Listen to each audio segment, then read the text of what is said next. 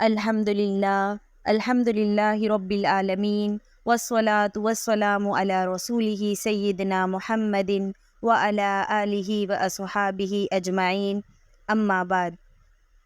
تمام ناظرین اکرام اور میری دینی ماں اور بہنیں، السلام علیکم ورحمۃ اللہ وبرکاتہ۔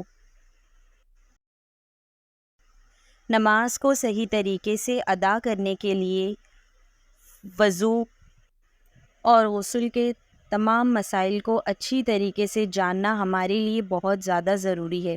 وضو کے فرائض، وضو کی سنتیں، وضو کے مستحبات، وضو کے نواقص، ان تمام کو جاننا ہمارے لیے بہت ضروری ہے۔ اگر ہمیں یہ مسئلہ تفصیل سے پتہ نہیں ہوگا تو ہماری نماز درست نہیں ہوگی۔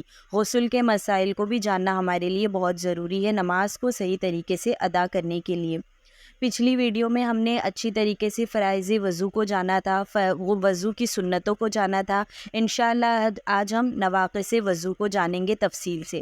نواقص وضو کا میننگ کیا ہے؟ سب سے پہلے نواقص وضو کہتے کسے ہیں؟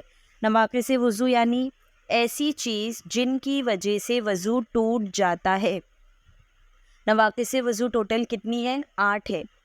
ان میں سے اگر کوئی بھی چیز ہم پر لاحق ہو گئی تو ہمارا وضو ٹوٹ جائے گا، دوبارہ سے ہمیں وضو کو اچھی طریقے سے کرنا پڑے گا۔ اب سب سے پہلی چیز کیا ہے؟ نمبر 1، پاخانہ یا پیشاب کا کرنا یا ان دونوں راستوں سے کسی اور چیز کا نکلنا۔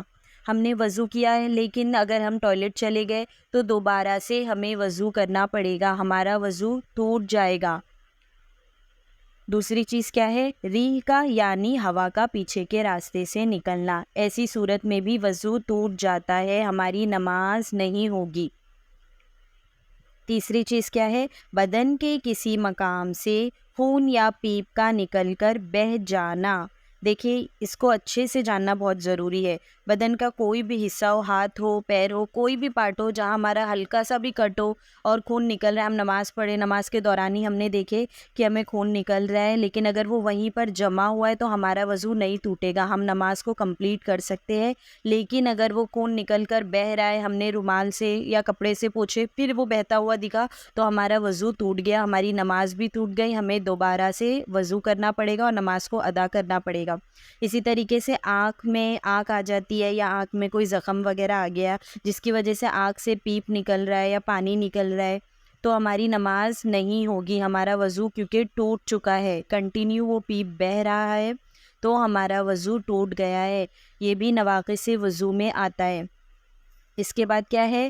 چوتھی چیز، منہ بھر کر قے کرنا، الٹی، قے مطلب الٹی۔ اگر ہم نے الٹی کر لیا ہے، تھوڑی سی الٹی ہے تو ہمارا وضو نہیں ٹوٹے گا، لیکن اتنی الٹی ہے، منہ بھر کے ہم نے الٹی کر لیا ہے کہ ہمارا کھانا نکل گیا ہے یا پانی نکل گیا ہے بہت زیادہ تو ہمارا وضو ٹوٹ جائے گا۔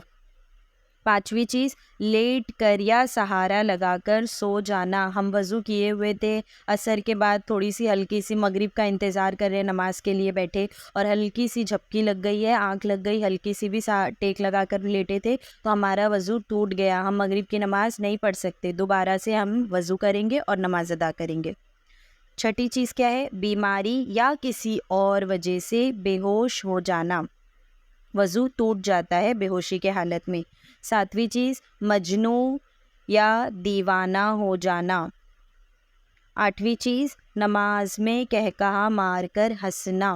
نماز پڑھتے ہوئے دوران ہم اتنی تیز ہنسے کہ ہمارے بازو والی ساتھی نے ہماری ہنسی سن لی تو ہمارا مسکرانے پہ نہیں ہے، قہقہا مار کر ہنسنے پر ہے۔ ہاں یہ چیز، نماز میں قہقہا مار کر ہنسے جس کی وجہ سے ہمارے بازو والے ساتھی نے ہماری آواز سن لی تو ہمارا وضو تو ٹوٹ گیا، ساتھ میں ہماری نماز بھی ٹوٹ گئی۔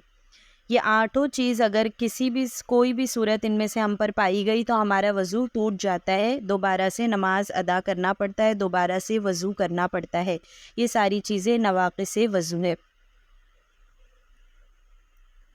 السلام علیکم ورحمۃ اللہ وبرکاتہ۔